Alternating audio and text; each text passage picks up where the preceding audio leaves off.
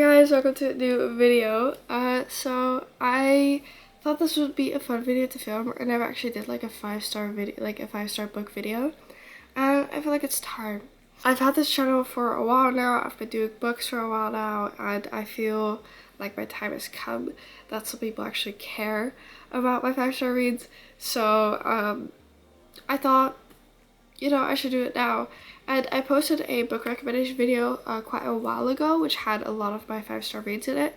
So I decided to do a updated version since I don't want to keep repeating the same books over and over again. Also, I'm sick. I don't know if you can hear, but I'm sick.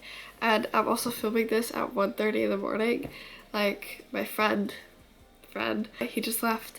And I still have energy, and I'm gonna be so tired tomorrow, so I just thought I'd just do it now. So let's get into all the books that have been my 5-star reads recently. So this is quite a popular 5-star read, but I don't care.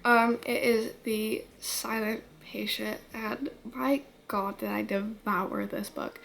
I read this so fast, like I could not put it down. So yeah, if you don't know The Silent Patient is basically about this woman, and she murdered her husband, and she has not talked ever since. There's only one person that can make her speak. It follows this psychotherapist and his journey to try to get her to speak, and trying to get her to open up about the situation, that led to her killing her husband, because she's never said a single word about it. Nobody actually knows what happened in that room.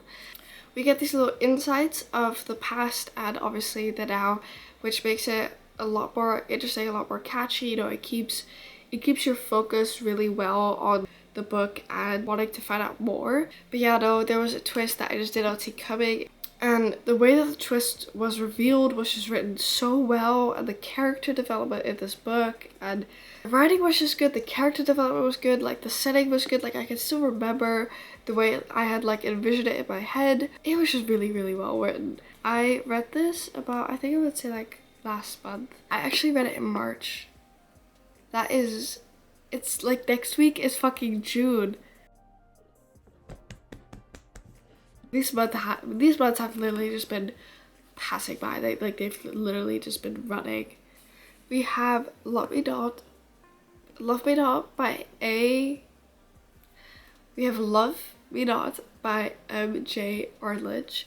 You could tell that it's late, but the way that I just fucked up this book so hard. Like, I love this book with like literally all my heart. It is so good. It's part of the Helen Gray series, and I actually today started the first book because this is the 7th part, just so you know. It's like an inspector series, and each book is a different case, and you can read them standalone technically, but they just make more sense if you do read them in order and if you read the entire series. And since I love this book so much, I'm collecting all the books, or trying to collect all the books secondhand. So basically this is about, in the beginning of the book, literally the first chapter, there's this woman found, she's dead, and I think it's an accident, but it's not. And then a couple of hours later, somebody else is killed, and they like try to connect, like they realize they should connect these cases. And the entire book is kind of like a police chase, but what makes the book so interesting, we get different point of views. They're not specified, but it's not confusing, if that makes sense. So we get a point of view of the actual killers, we get a point of view of the inspectors, we get a point of view of a few different other police people, and we get like, sometimes it's a more random person, so it can be like a victim just before they were killed, or a witness, and it just gives you such like a bigger perspective of the story and the setting and the way that the story is described, which is so nice. Like literally, like I would want to marry this book. And the chapters are literally like 4 pages long. They're so short. So like if you're like literally like, oh yeah, I'm gonna quickly go to the bathroom and read a chapter, you can. Like sometimes a chapter was literally a page. I read this in April, which is not too long ago. It's like 1.5 months ago, and I still remember the characters so well, and the setting so well. And book number 3, you could have expected to be in this. So I actually gave the entire series 5 stars.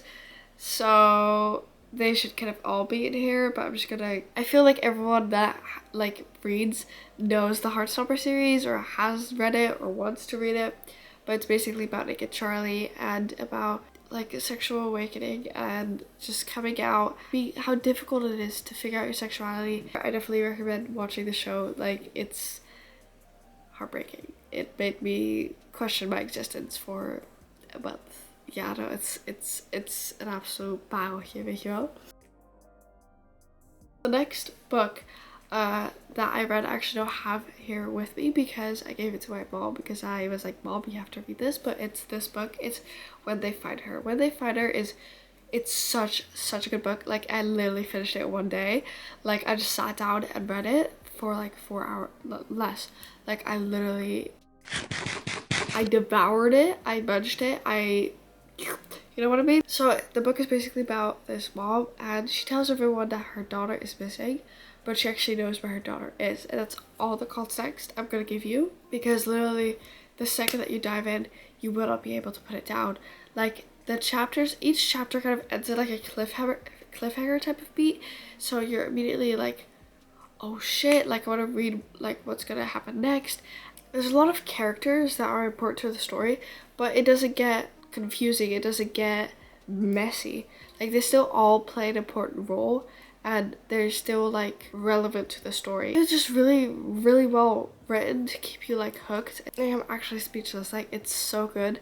Like, I just don't know what to do with myself at this point, to be honest. Like, I don't know. And then I'm gonna have to speed run fucking Looking for Alaska. Looking for Alaska is about Miles, and he changes schools to find his great perhaps.